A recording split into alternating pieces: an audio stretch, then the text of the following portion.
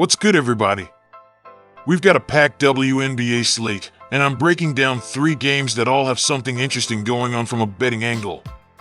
We're starting with Golden State and Las Vegas, then moving to Washington and Minnesota, and closing with New York and Los Angeles. I'm going to give you the side, the total, and the prop I'm looking at, and I'll keep it straight to the point.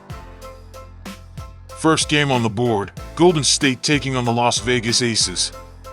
The Aces are sitting as 4.5-point favorites here, and honestly, that number makes sense to me. Vegas has owned this matchup so far this season, and really, even going back into last season, they've now won 5 straight against Golden State. That matters, because this isn't just a one-game sample. It's a matchup trend, and right now the trend is clearly leaning toward Las Vegas. On top of that, the Aces are back at home, and they've got the rest edge too. That combination is tough to ignore. What really stands out here is how well Vegas has been playing overall. They've won 7 of their last 8 games, and 2 of those wins came against this same Golden State team. They already handled them once on the road, and then they came right back and beat them again in Vegas on June 6th. The first meeting was a good example of what Golden State can do when they get comfortable. They hit 16 threes, shot 45% from deep, and still lost by double digits, 91-81. That tells you a lot about the Aces' ability to control the rest of the game. Vegas locked down the paint in that one and held Golden State to just 9 of 39 from 2-point range. That's only 23% from 2, and that's the real difference in the matchup. Golden State can absolutely shoot the ball from deep, but if they're not finishing anywhere else, it becomes a problem. Then in the rematch, Vegas made the adjustment and held Golden State to 31% from 3.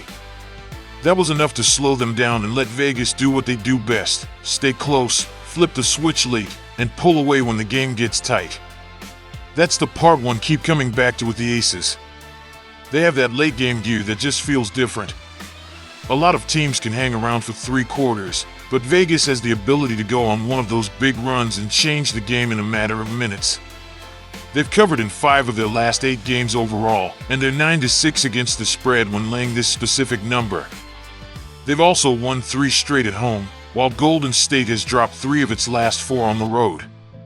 So when I put all that together, I can't say that my best pick is Las Vegas to win. As for the total, my best pick is over 168.5 points. Vegas tends to play faster at home, and Golden State can shoot it from deep well enough to keep the scoring moving. Even if the Aces slow them down some, I don't think they completely erased that 3-point shooting. They held Golden State to 31% from deep in the second meeting, but that still wasn't a disaster on the offensive side for Golden State. So I think the points can still show up. My player prop in this one is Gabby Williams over 19.5 points and rebounds. That number has been hitting at an 80% rate over her last 10 games, and over her last 5, she's averaging 24 points and rebounds, which is even stronger. I also like how her scoring profile lines up here.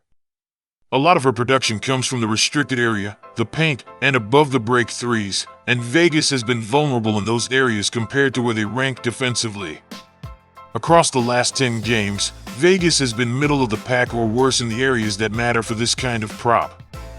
So for that game, my best picks are Las Vegas to win, over 168.5 points on the total, and Gabby Williams over 19.5 points and rebounds. Next game, Washington Mystics taking on the Minnesota Lynx. Minnesota is laying 13.5 here, and I get it.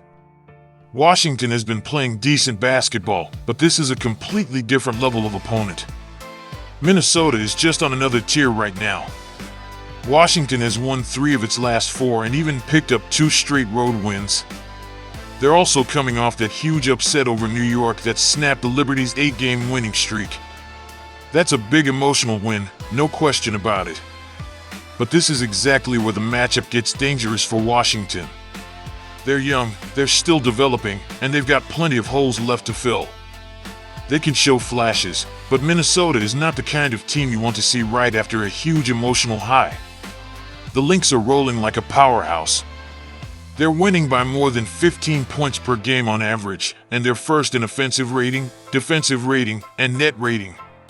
That tells you everything you need to know. They're doing everything well, and they're doing it against everybody. This is why Minnesota feels like the right side to me. Now, laying 13.5 is not always the most comfortable thing in the world, but I can definitely understand the case for it here. Washington may be in a letdown spot after the Liberty upset, and now they have to travel and deal with the most complete team in the league. So my best pick is Lynx to win, and I might get there with the points depending on how I want to play it. As far as the total, I'm less interested in taking a strong full game position there.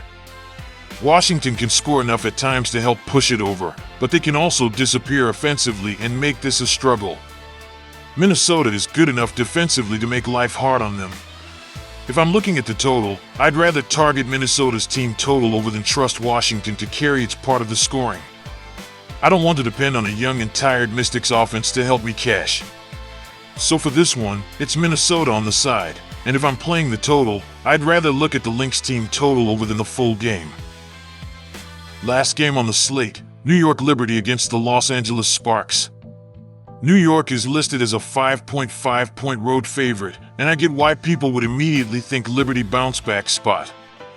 They just took a shocking loss to Washington, and this line is basically asking you to trust them to respond. But I'm not in a rush to lay 5.5 with New York here. The Sparks are playing tough basketball, and they can score with anybody. That's the biggest thing for me. This isn't a team I want to casually overlook, especially with the setup working in their favor. New York is flying across the country from New York to LA, while the Sparks are sitting at home with a 2-day rest advantage and no travel. That matters. Sleeping in your own bed, being rested, and waiting for a team to arrive from a long trip can create a real edge early in the game. I think there's a real chance New York starts a little sluggish here. They may still grind out the win, but laying 5.5 on the road is where I hesitate. I wouldn't rush to back Los Angeles full game either, though. So this is more of a pass on the side for me overall. If I had to take a side, I'd probably look earlier in the game and consider the Sparks catching points in the first quarter or first half. Maybe even the money line there, depending on the number. The total is where I get a little more interested. My best pick is over 178.5 points. Both teams can get up and down the floor, and both rank in the top half of the league in transition scoring. With the Sparks rested in New York possibly carrying some travel legs on defense, this has the feel of a higher scoring game. I could see points coming in bunches, especially if the Sparks offense takes advantage early. So for this one, I'm staying away from the full game side, leaning over the total, and if I'm getting involved on the side, it would be with Los Angeles early rather than full game. That's the card for me. 3 games, 3 different styles, and a couple of spots where the numbers and the situation line up well.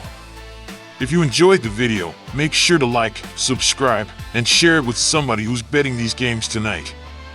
It helps the channel a lot, and it lets me keep bringing you these daily picks and breakdowns. And I'll catch you in the next one.